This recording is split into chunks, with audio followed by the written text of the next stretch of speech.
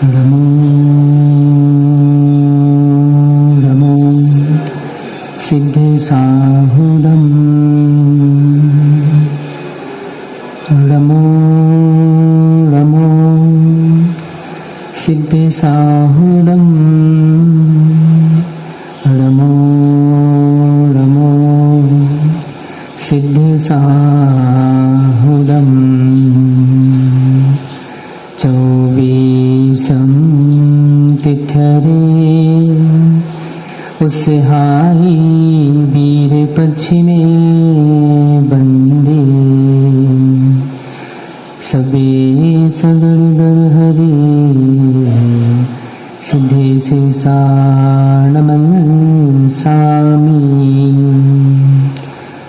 नमो अर्हन्ताणं नमो सिद्धाणं नमो आयरीयाणं नमो वज्रयाणं नमो लोय सब साहुरम।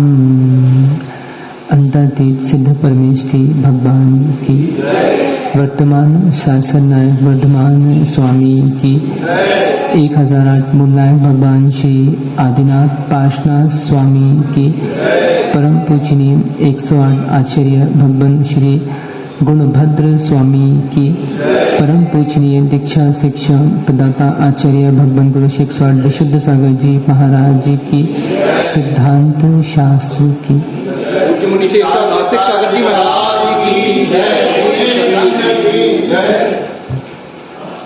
बंधु, हम सभी श्री आदिनाथ स्वामी के श्री चरणों में शिव श्री की प्राप्ति के लिए श्री जिन देशना का श्रवण कर रहे हैं। आचार्य भगवान गुणभद्र स्वामी उन प्रमादियों को संबोधन दे रहे हैं और धर्म का स्वरूप कुछ गाथाओं में वे समझाने का प्रयास कर रहे हैं। गाथा नंबर 20 व 21 हमने पढ़ी थी। यहाँ जो आचार्य भगवान समझा रहे हैं, सुखस्य हेतु अर्थात मोक्ष सुख का कारण क्या है। धर्मः, क्या सूत्र दिया है? धर्मः, याद करो, धर्मः सुखस्य हेतु, धर्मः सुखस्य हेतु।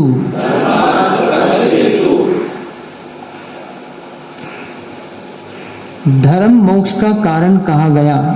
वास्तव में यदि हम संक्षिप्त में कारण कार्य की व्याख्या को समझें, वो भी हमको समझ नहीं आ रही है। एक संसारी प्राणी वर्तमान में अपना जीवन देख रहा है, जी रहा है। पंचाशती इकाई जी में भी जो बात आई है, चेतना 3 प्रकार, सब्बे खलु कम्म फलम थावर काया तसाही कज्जदुजम पाणित मदिकंता नानम विदंती ते जीवा। इसलिए द्रव्यों के ग्रंथों को पढ़ना अति आवश्यक है, क्योंकि हम द्रव्य हैं, स्वयं जीव द्रव्य हैं, और उसका भी हमको ज्ञान नहीं होगा, तात्विक चिंतन नहीं बन पाएगा। वास्तव में जीव को बिगाड़ करने वाला कोई है तो उसका अनर्गल चिंतन। वो तात्विक चिंतन नहीं करता तो उसकी क्रिया भी उस रूप परिणत नहीं होती। आज देख रहे हैं हमारे जितने श्रावक हैं, आज इतने साल इनको हो गए, 20-25 साल हो रहे हैं श्रावकों को, 50 साल हो रहे हैं आलू त्याग नहीं कर पा रहे, 50 साल हो रहे हैं रात्रि भोजन त्याग नहीं कर पा रहे, 50 साल हो रहे हैं लहसुन त्याग नहीं कर पा रहे। तो इन्होंने आज तक मात्र सुना भर है, गुना नहीं। यदि ये चिंतन करते, तात्विक चिंतन करते, तो ये आगे का भाव आता। वर्तमान जो पर्याय है, मनुष्य पर्याय, ये कारण भी है, ये कार्य भी है। बड़े ध्यान से सुनना। पूर्व में इस जीव ने अल्प आरंभ परिग्रह किया होगा, अर्थात पूर्व में जैसा इसने किया आज वर्तमान में इसको मनुष्य पर्याय रूपी कार्य मिला, मतलब मनुष्य पर्याय रूपी फल की प्राप्ति हो गई। अब वर्तमान की मनुष्य पर्याय पूर्व अपेक्षा देखें तो पूर्व के कारण का कार्य, आज अपेक्षा यदि देखेंगे तो आज जो है ये कारण है भविष्य के कार्य का।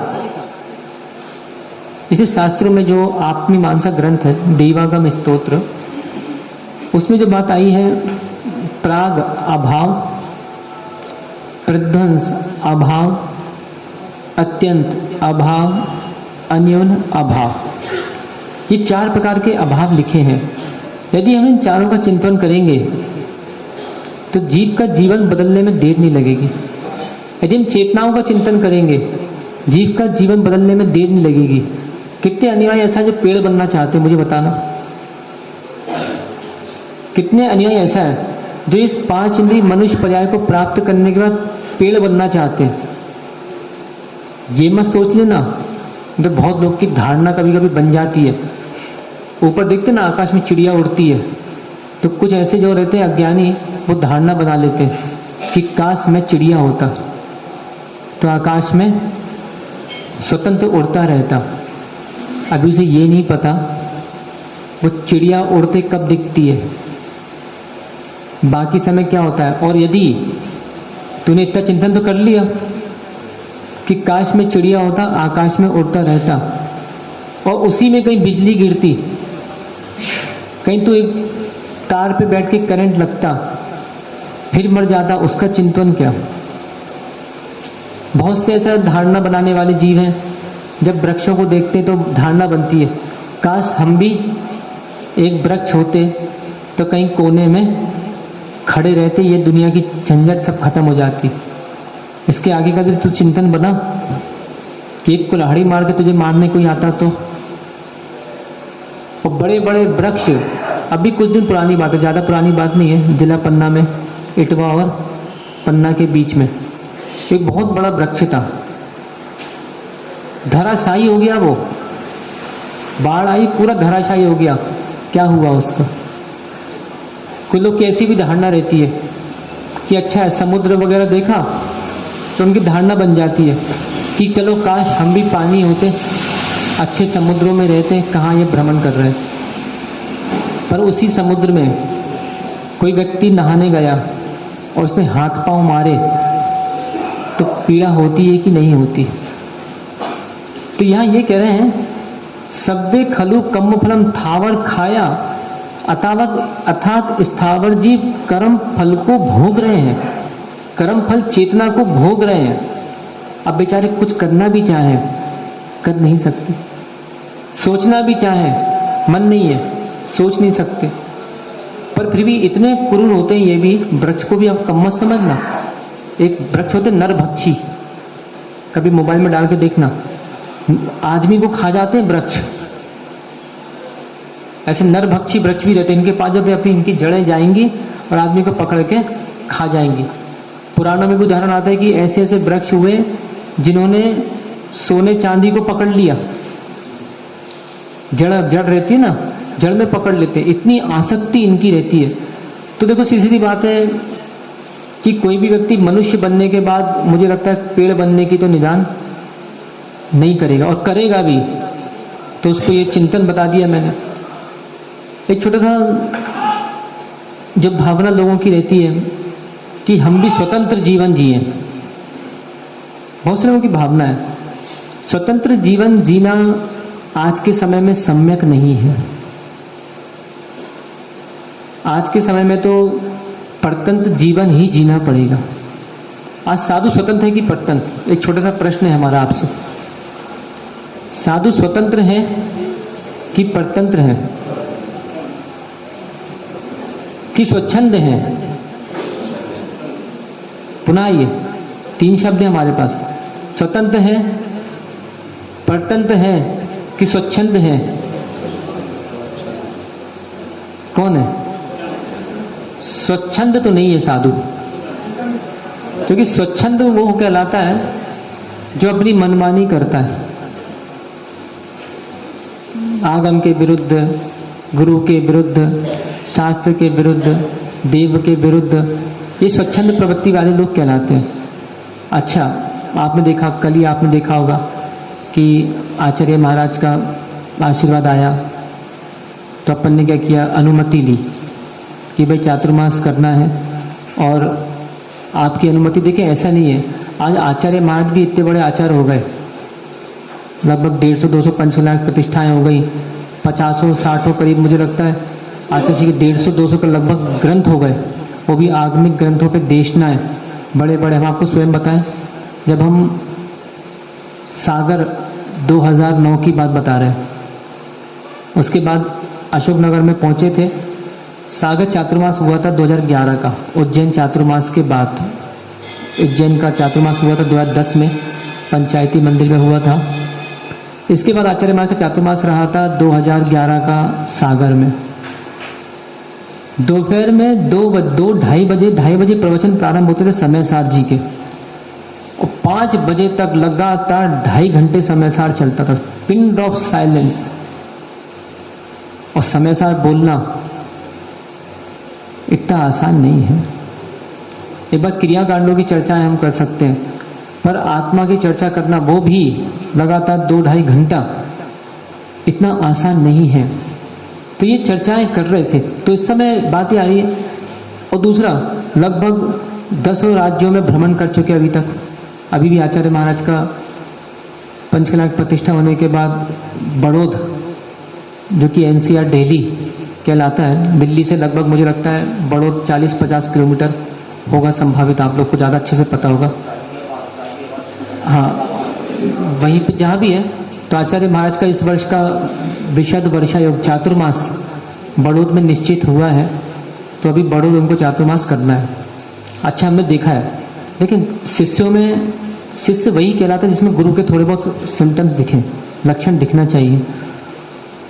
हमने भी देखा है, जब भी इतनी पंचकलायक प्रतिष्ठाएं होती हैं, फिर भी जब पंचकलायक होती हैं तो आचार्य श्री सुब्रत सागर जी से कह देते हैं, जो भी साधु बाजू में चल रहा है, तो सुब्रत सागर ही चलते हैं, संरक्षण रखते हैं, ध्यान रखते हैं, उनसे कह देते कि आचार्य महाराज को फ़ोन कर दो, मतलब गणाचार्य विराग सागर महाराज जी को फ़ोन कर दो कि पंचकलायक फेरी हो रही है, आशीर्वाद दे दीजिए।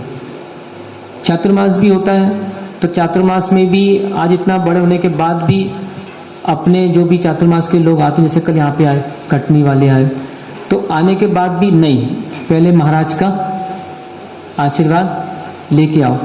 तो ये एक परंपराएं हैं कि गुरु महाराज का आशीर्वाद लिया जाता है और फिर कार्य में सिद्धि होती। लिखा भी ना, गुरु प्रसाद से सभी कार्य स्वतः सिद्ध हो जाया करते हैं। तो यहाँ ये बात आ रही है कि कर्म फल चेतना स्थावर। हमको कभी कभी ऐसा लगता है, एक शब्द आया है नीति शास्त्र में, अहित कारक बंधु और हितकारक शत्रु। क्या शब्द आया?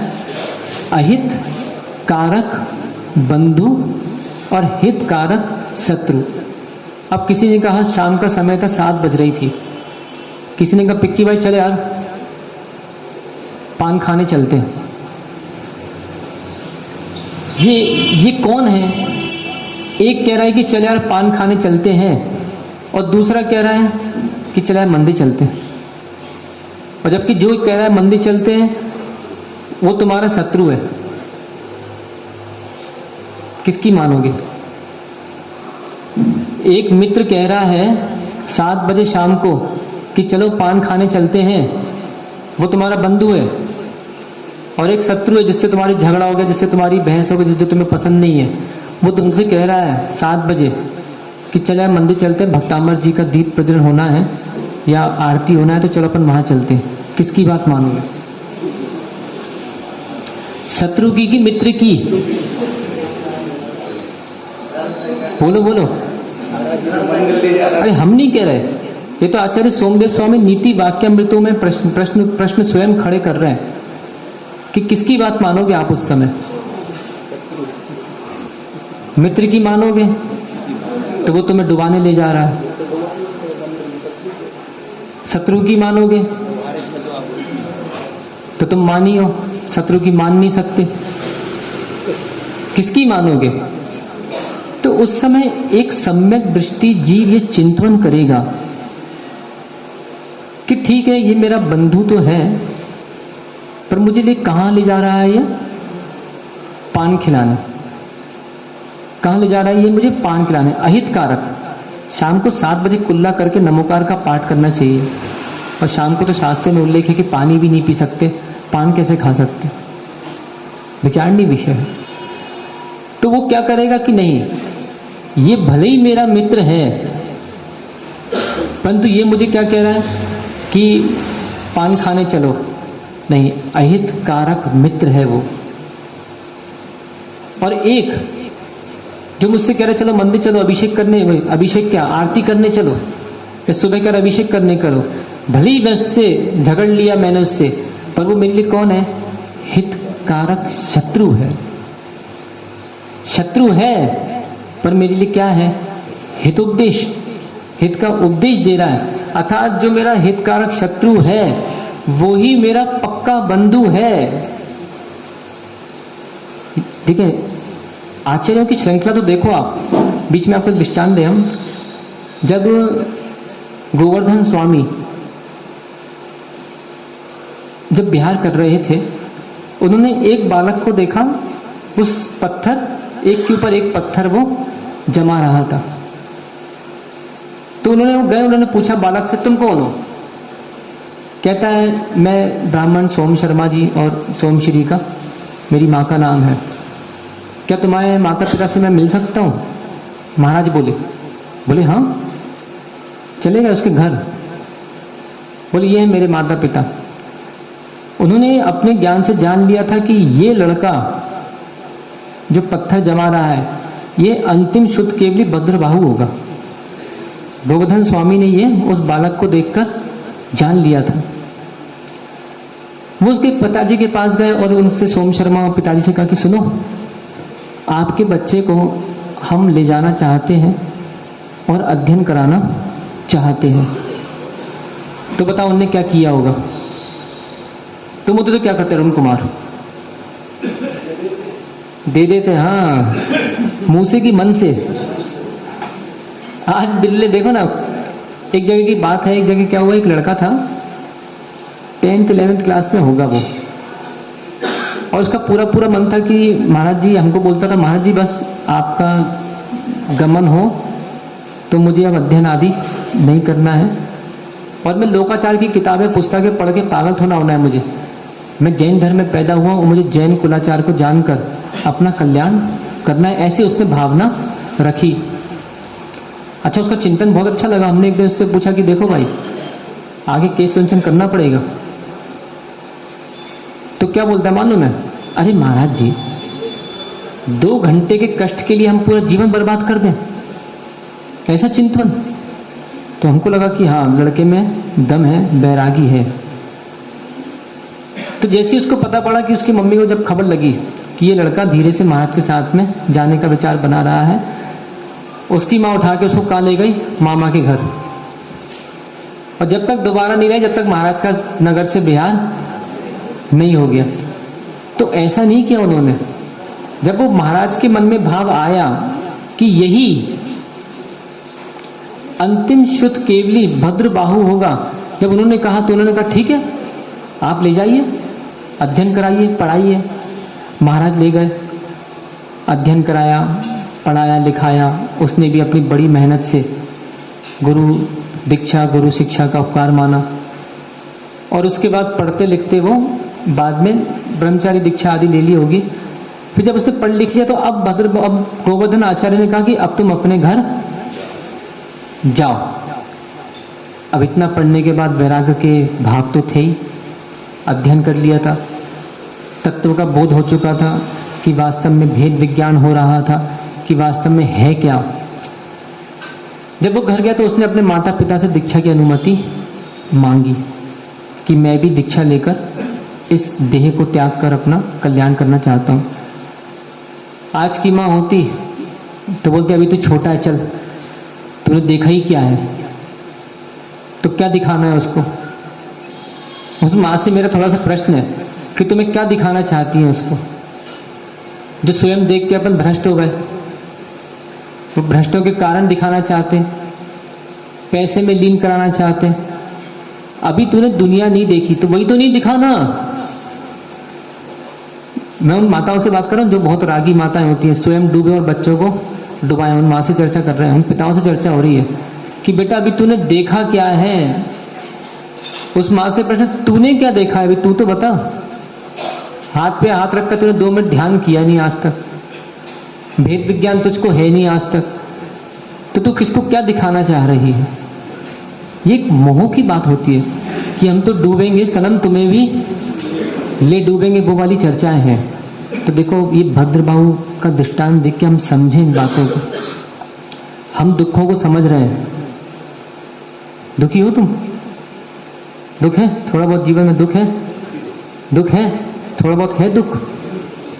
लगता है कि अच्छे पैसे कमा रहे हैं, सब कुछ कर रहे हैं, फिर भी लगता है कि अरे क्या करें क्या ना करें। तो वो भद्रबाहु स्वामी के जो पिताजी थे उनका चिंतन बहुत श्रेष्ठ था। उन्होंने सोचा कि नहीं, जाओ बेटा, हमारी पूरी अनुमति है, दीक्षा जाकर ग्रहण करो, तुम भी जाके साधु बनो। उन्होंने दीक्षा ले ली। भद्रबाहु जो थे वो मुनि भद्रबाहु बने। गोवर्धन आचार्य का जब समय आया तो उन्होंने अपना पट्ट, अपना पद भद्रबाहु स्वामी को देकर उन्होंने समाधि मरण किया। भद्रबाहु विहार करते करते जब और अन्य स्थान में पहुंचे तो वहां पे उनको चंद्रगुप्त मौर्य, राजा चंद्रगुप्त उनको मिले। चंद्रगुप्त उनसे प्रभावित होकर, और जब एक बार आहार करने जा रहे थे भद्रबाहु जी, तो एक बालक पालकी में लेटा था और उसने कहा, वो बालक सा उनको सुनाई दिया कि वो बालक कह रहा है तुम यहां से चले जाओ।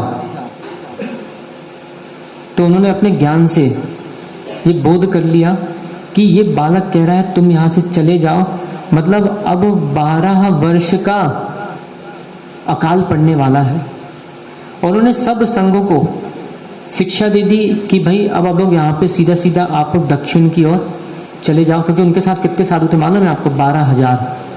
कितने? और कहीं 12,000 यहाँ आ गए तो कैसा रहेगा?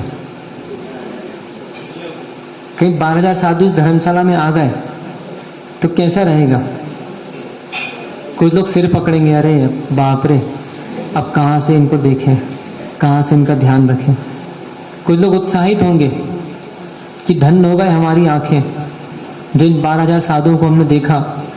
कुछ उत्साहित होंगे, धन्य हो गए हमारे कदम जो इन 12,000 साधुओं के साथ हमको विहार करने का सुअवसर प्राप्त होगा।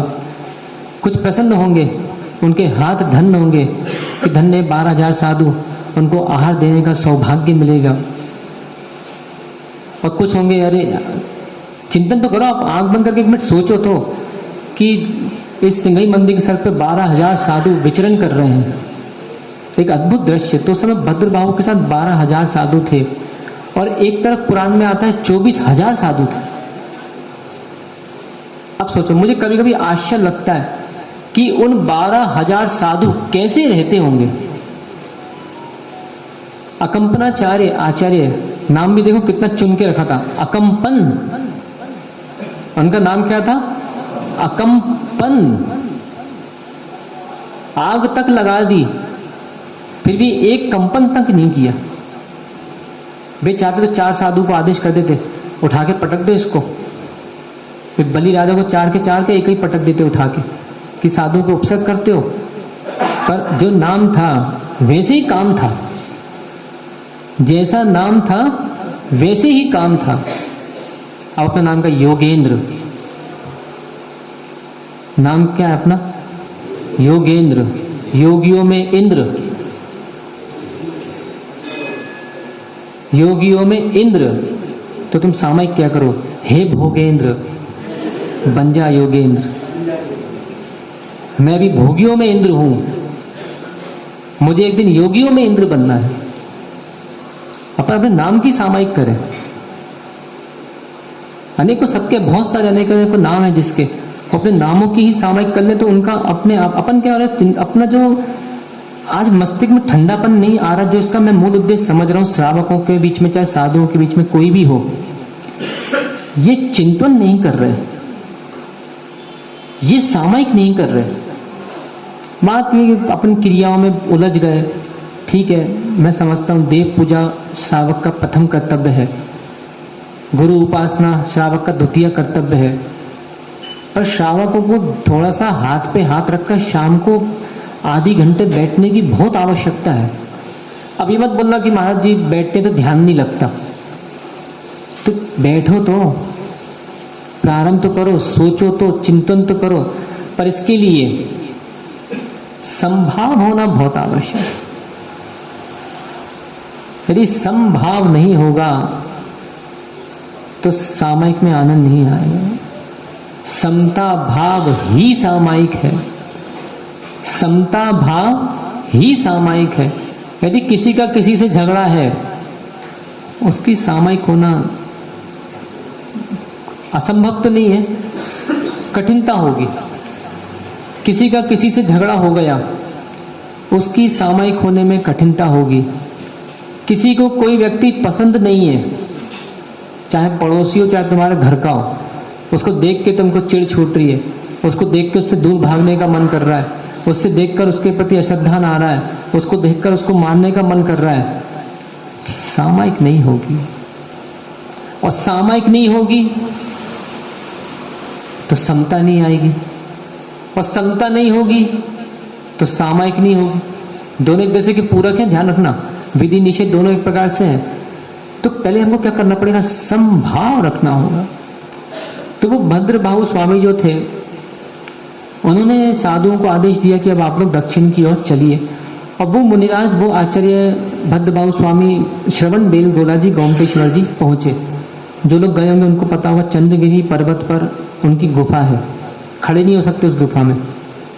ऐसी गुफा है कि आपको झुककर बैठना पड़ता है, जाना पड़ता है। चंद्रगिरी पर्वत पर है, एक नहीं, चंद्रगिरी पर है।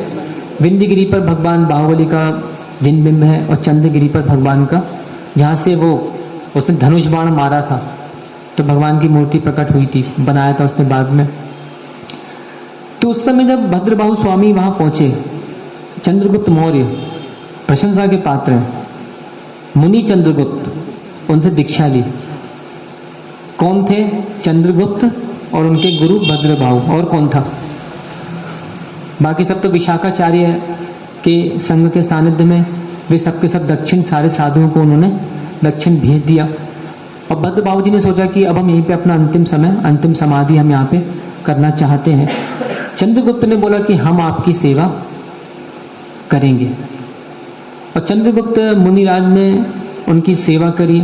एक प्रकरण और पढ़ने में आता है कि जब आहार की बात आई, तो वो आहार करने जब निकले, अब वहाँ कोई था तो था नहीं, किसका घर क्या, तो निकल गए। तो सीधी सीधी बात है, गुरु की सेवा भी की तो देव भी प्रसन्न हो गए। गुरु की सेवा की तो देव भी पसंद हो गए, और देवों ने महादेव बना दिया। आज आप देख लो, अपने पास उदाहरण है पूज्य आचार्य विद्यासागर महाराज जी का। गुरु की सेवा की तो देव भी प्रसन्न हुए, देवों ने महादेव बना दिए। अर्थात दिगंबर, हमारे दिगंबर मुनि ही शंकर हैं, वे ही विष्णु हैं, वे ही महेश हैं। हमारे प्रभु ही शंकर हैं, वे ही विष्णु हैं, वे ही महेश हैं। ये तो वैनिक मिथ्या दृष्टियों की देन है कि इनको गुरु में शंकर सब कुछ दिखते नहीं है, देवों में इनको शंकर महेश दिखते नहीं है। तो वैनिक मिथ्या दृष्टि पता नहीं कहाँ घूमते रहते, कहीं श्रीफल लेके, कहीं तेल लेके, कहीं अगरबत्ती लेके। अब सुनाओ, किसको याद है भक्तांबर का काव्य? याद है किसी को जिसमें ब्रह्मा विष्णु महेश का नाम आया है?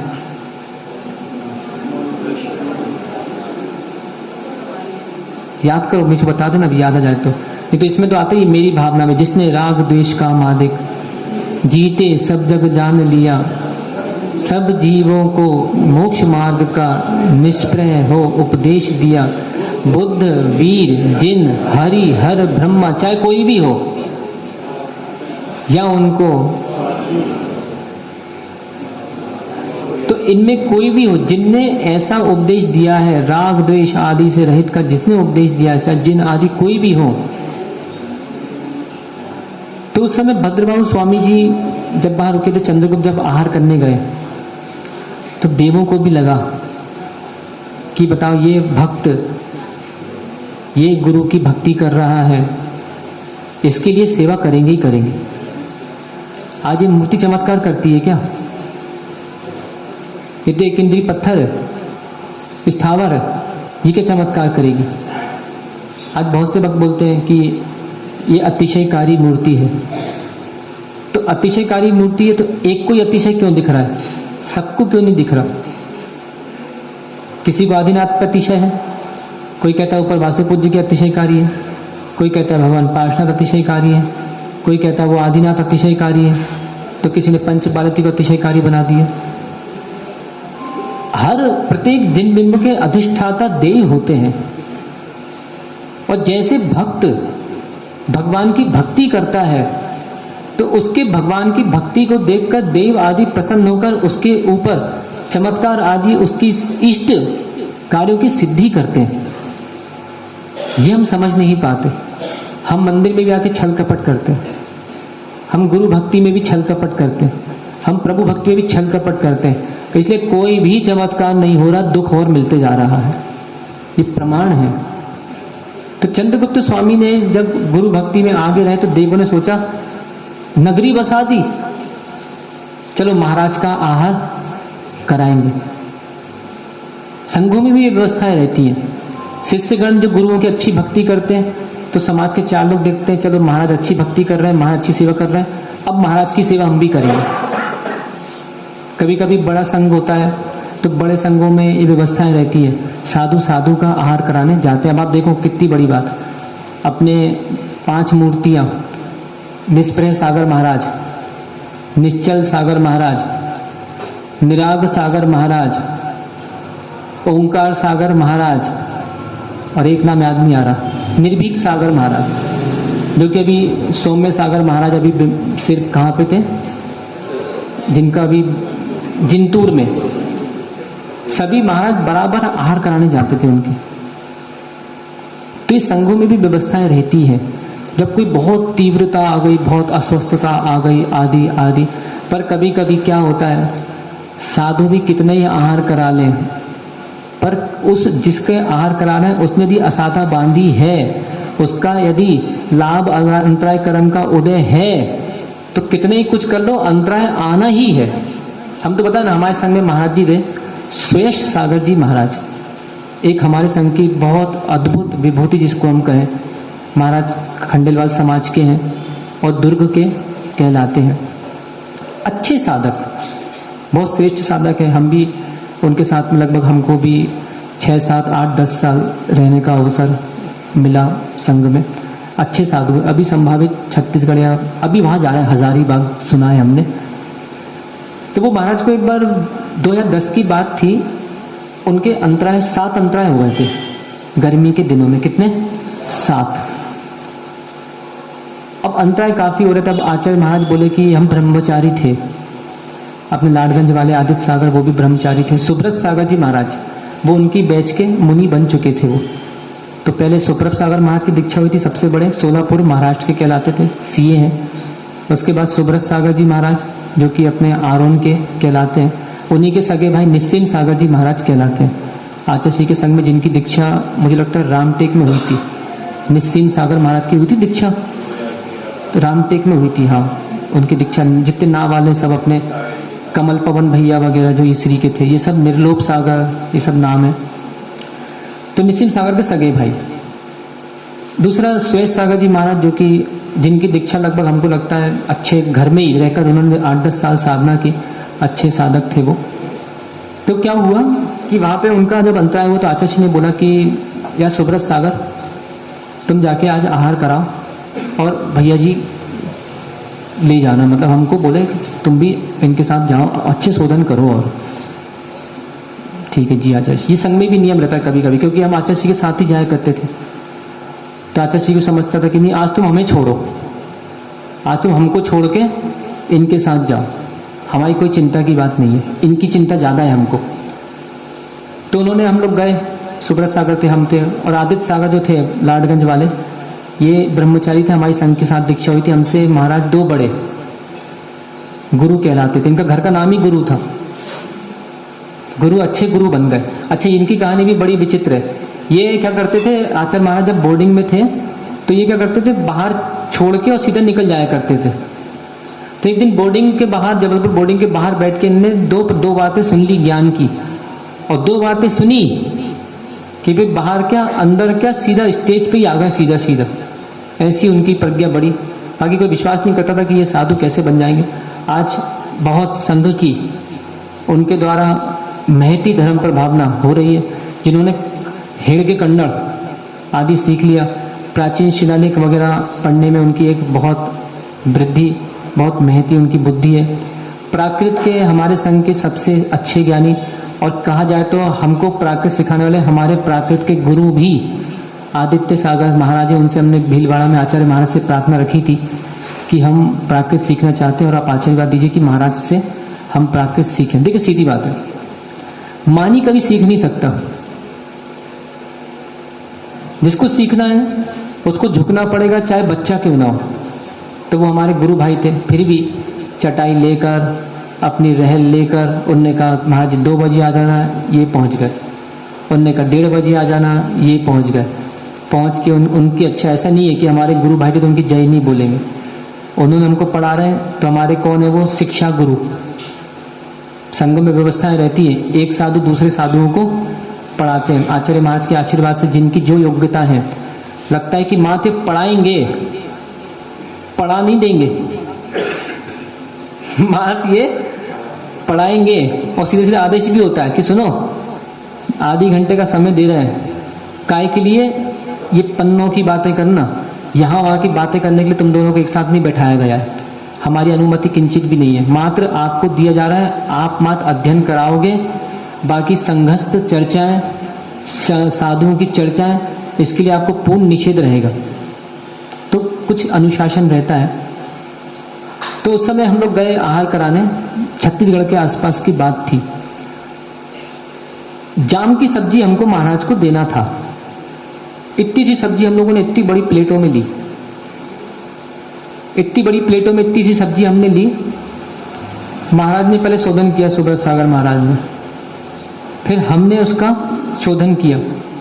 उधर ब्रह्मचारी सन्मति भैया, सन्मति नाम था उनका गुरु का, वो सन्मति भैया ने शोधन किया।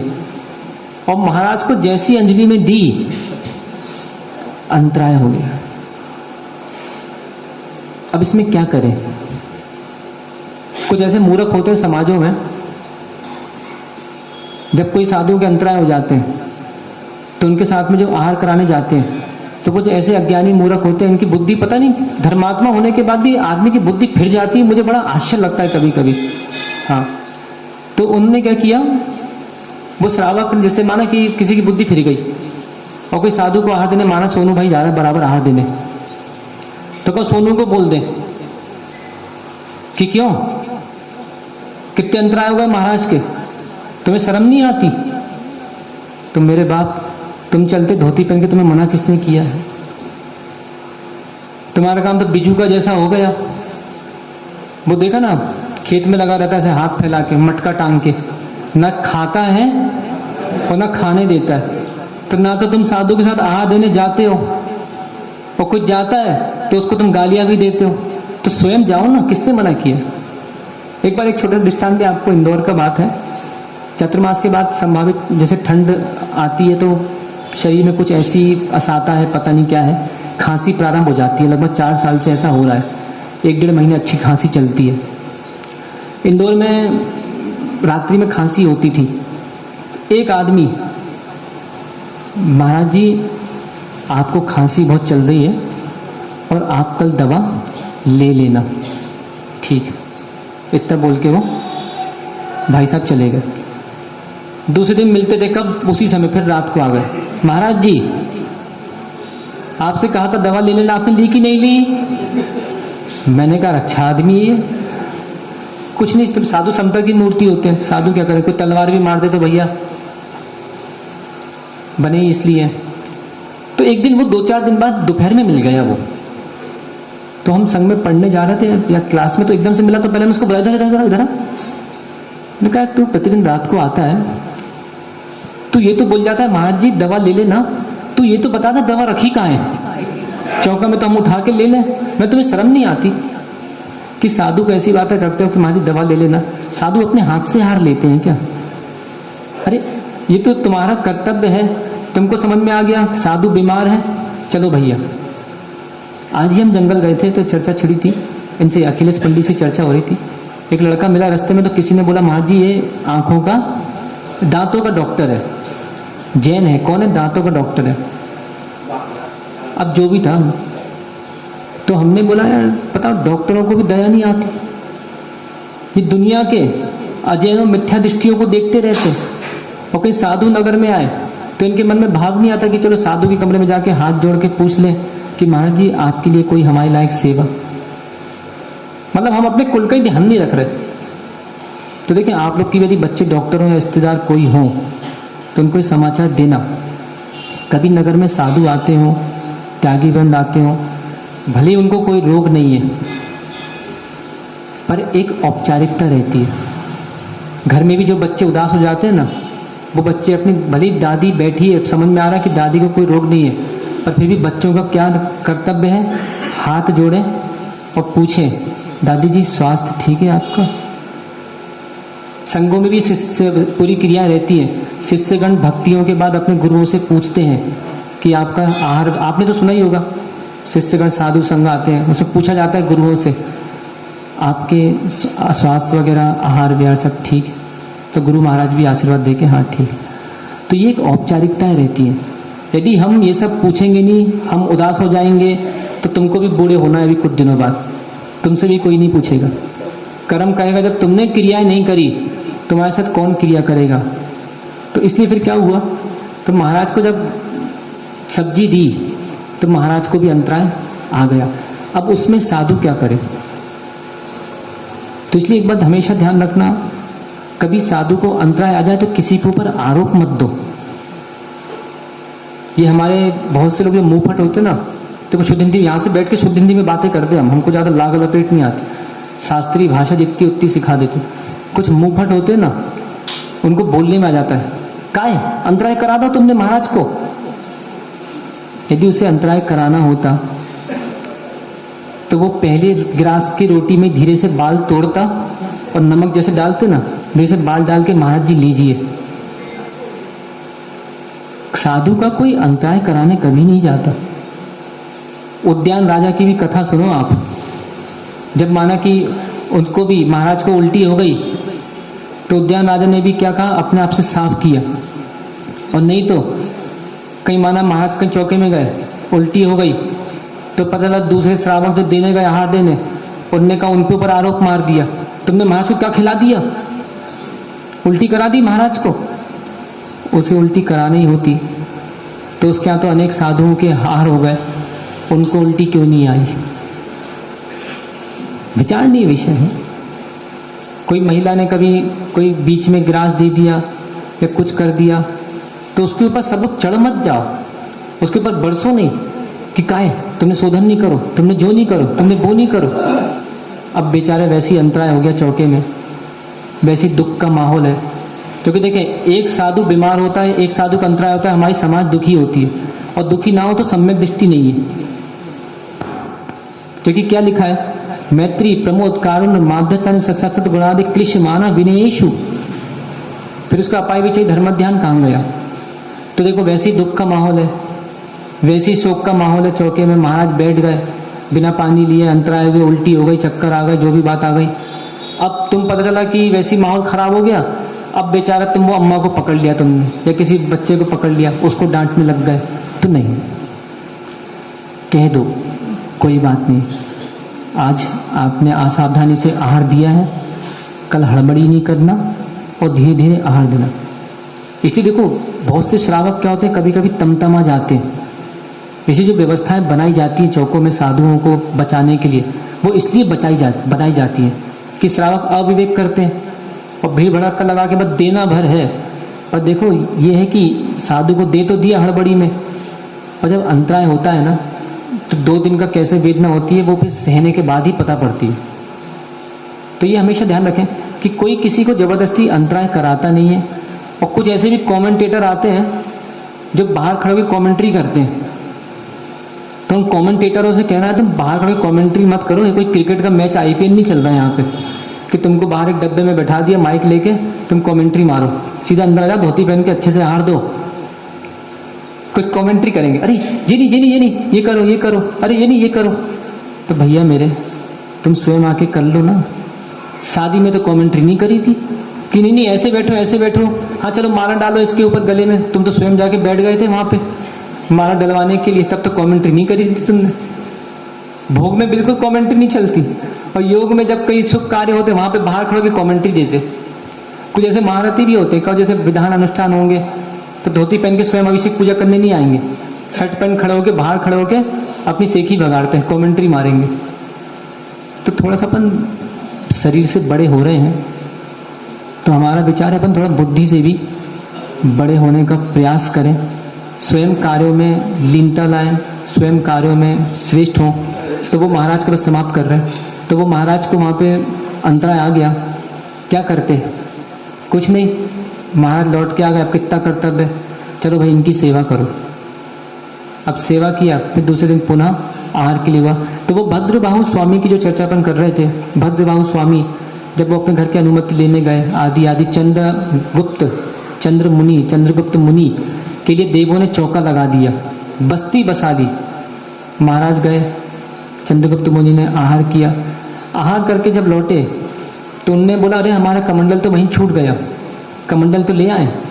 और जब कमंडल लेने गए पूरा वो तो बिल्कुल सफाई हो गई थी, वहां तो पूरा ग्राउंड था, कमंडल लटका था एक पेड़ पे।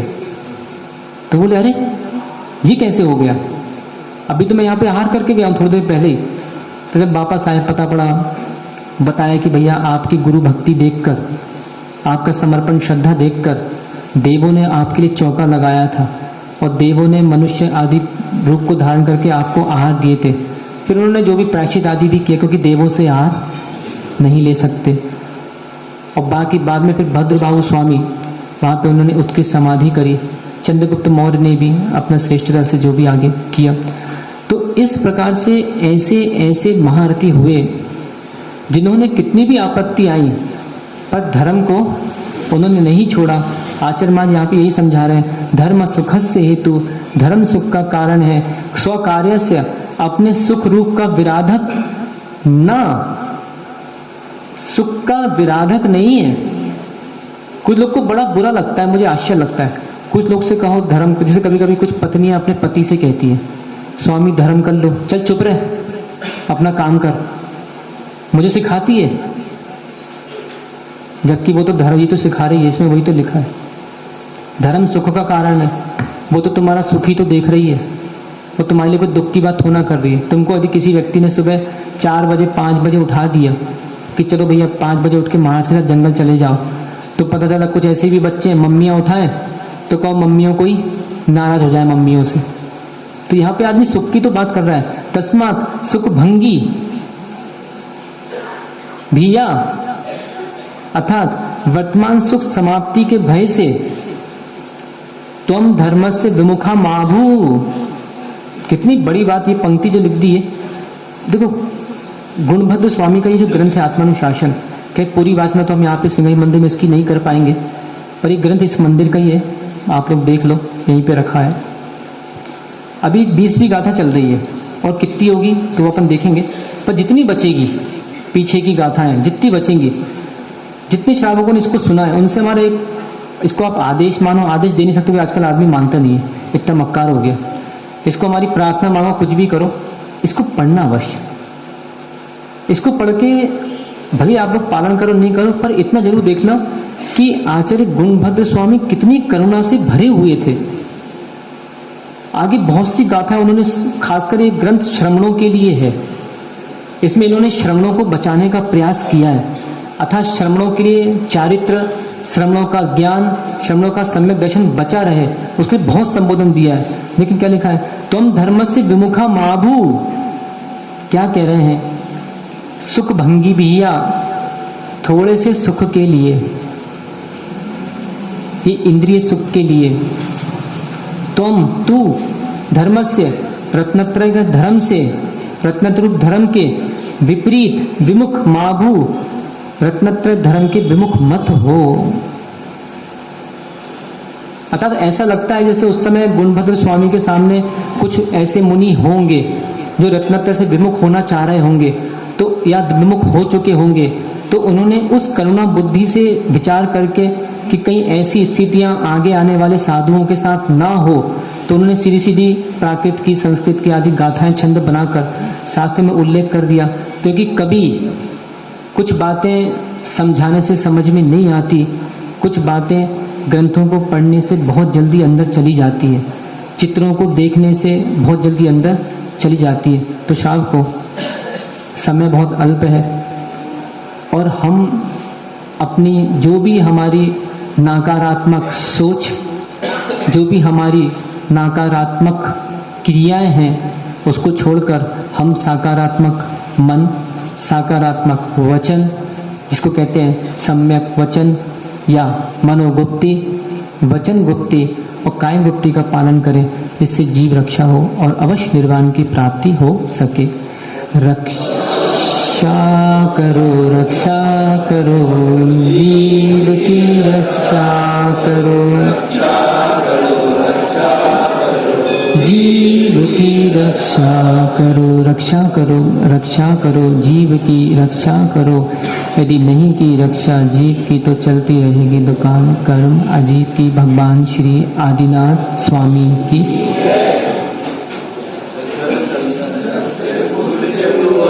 विदोपयति फल्लाभे पूजा को